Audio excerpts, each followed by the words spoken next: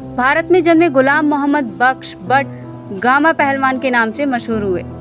वह दुनिया के एकमात्र ऐसे पहलवान थे जिन्होंने 5000 से अधिक मुकाबले लड़े और किसी से मात नहीं खाई।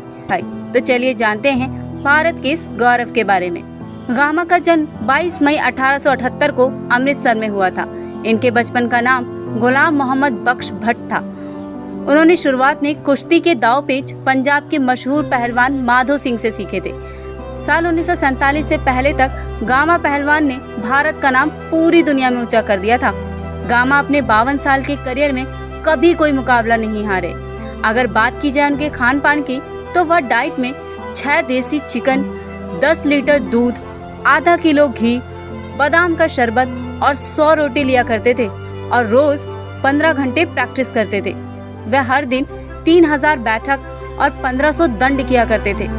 बताया जाता है कि गामा पहलवान ने एक भारी भरकम पत्थर को डंबल बनाया हुआ था।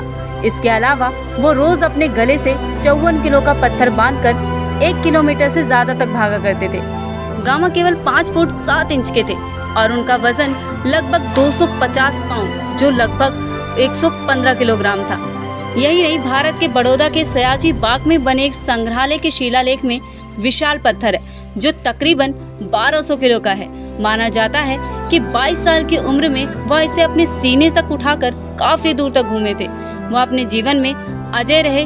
उन्हें अब तक के सबसे महान पहलवानों के रूप में माना जाता है। उस दौर के अन्य भारतीय पहलवानों ने एक अंतर्राष्ट्रीय इवेंट में हिस्सा लेने के लिए लंदन की यात्रा की, लेकिन गामा के छोटे कद की वजह से उन्हें इसमें हिस्सा लेने से रोक दिया गया।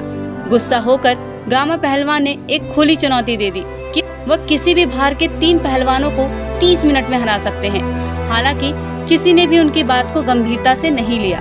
काफी लंबे इंतजार के बाद आखिरकार गामा को एक लोकप्रिय अमेरिकी पहलवान डॉक्टर बेंजामिन रोलर से एक चुनौती मिली, जो एक डॉक्टर होने के साथ साथ अमेरिकी फुटबॉल खिलाड़ी भी थे। गामा ने रोलर को 2 बार में ही चित कर दिया। पहले बाउट में 1 मिनट 40 सेकंड का समय लिया और दूसरे बाउट में 9 मिनट 10 सेकंड का समय लिया। इस जीत ने गामा पहलवान को एक वैध प्रतियोगी के रूप में स्थापित किया और उन्होंने अगले ही दिन एक के बाद एक 12 पहलवानों को हराया। गामा ने अपने करियर में कई उपलब्धियां हासिल की। उन्होंने 1910 में वर्ल्ड हैवीवेट चैंपियनशिप और 1927 में वर्ल्ड कुश्ती चैंपियनशिप जीती। इस जीत के बाद उन्हें टाइगर की उपाधि से भी सम्मानित किया गया।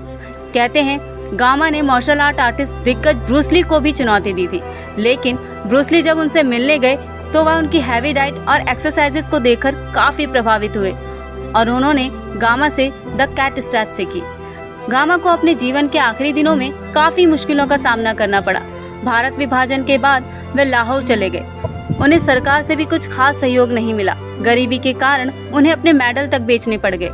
उनके 5 बेटे और 4 बेटियां थी। दुर्भाग्य की बात ये थी कि उनके सभी बेटों की कम उम्र में ही मौत हो गई।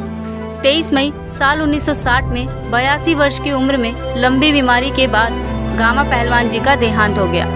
तो कैसी लगी आपको द ग्रेट गामा की यह जानकारी? कमेंट्स बॉक्स में जरूर बताएं। वीडियो को लाइक करना ना भूलें। चैनल पर नए हो तो सब्सक्राइब करें हमारे चैनल को अगली वीडियो सबसे पहले देखने के लिए।